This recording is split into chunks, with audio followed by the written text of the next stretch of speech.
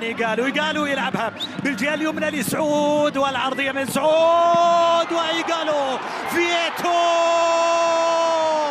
هدف الهلال ينجح في تسجيل ثاني أهدافه بالمباراة بعد عرضية إيجالو. سدد كرة كانت صعبة على حارس المرمى مصطفى زغبة، جاءت هنا للمتابعة. المتابعة عينك على المتابعة من فيتو، جاء في المكان الصحيح، قرأها بالشكل الصحيح، أضاف الهدف الثاني للهلال بذلك النتيجة. شوط المباراة الثانية الهلال استلم الملعب، كل الكرة لضمك في محاولة وكرة في الشباك.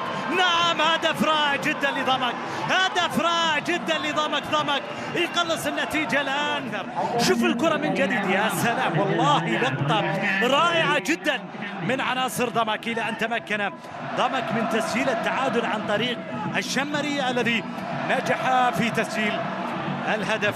المراقبة والمتابعة الدفاعية، الكرة عدت، مرت في اليمين، الكرة أخطأ فيها دفاع الهلال في إبعادها، المعيوف أخطاء.